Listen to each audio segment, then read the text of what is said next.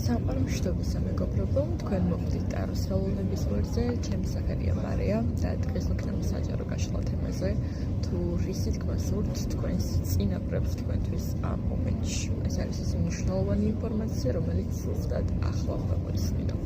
გვექნება ორი ვარიანტი და ვნახოთ რისი თქმა სურთ თქვენს წინაპრებს თქვენთვის.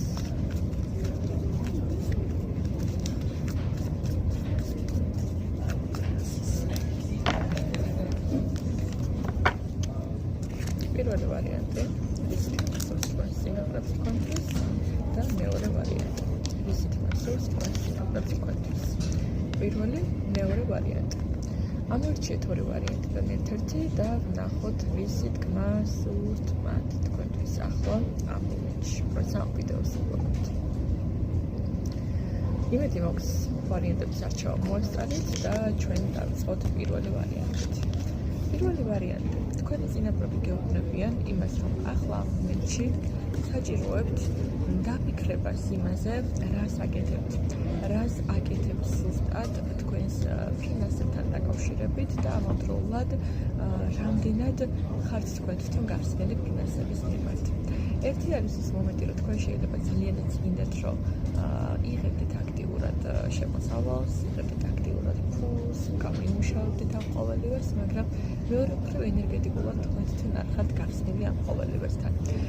გჭირდებათ, რომ კონკრეტული თანხები სწორად გამოიყენოთ, იმიტომ რომ ახლა შეიძლება არ გაქვთ მაინც და მაინც დარჩენილი საკმარისად. გარდა ამისა, ორიენტაცია გაქვთ იმაზე, რომ მუდმივად ცდილობთ ყველა და ყველაფერი აკონტროლოთ სიტუაციურად, რაც შეიძლება ხშირად არ იყოს თქვენთვის კარგი მომენტი. არის მომენტები, როდესაც საჭიროებს სიტუაციები ნდობას, მაგრამ თქვენ მუდმივად უნდობლობაში ხართ. არ ინდობით სამყაროს, არ ინდობით პროცესს. ამიტომ ცდილობთ, რომ თითქოს მუდმივად ის შეინარჩუნოთ, რაც ახლა გაქვთ ამ მომენტში, ნაცვლად იმისა, რომ ხანდახან ცოტა გარისკოთ და გადადგათ კონკრეტული ნაბიჯები. რას ეხება ეს ყოველივე ვნახოთ, რისი თქმა უნდათ მათ თქვენთვის.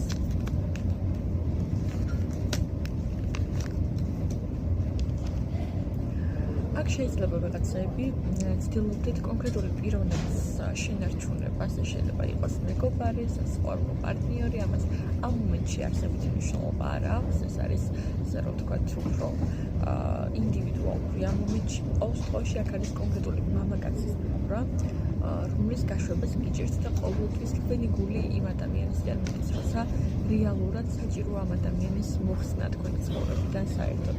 აი თითქოს ამას აკეთებთ, იმიტომ რომ ვერ ხედავთ სხვა გამოსავალს.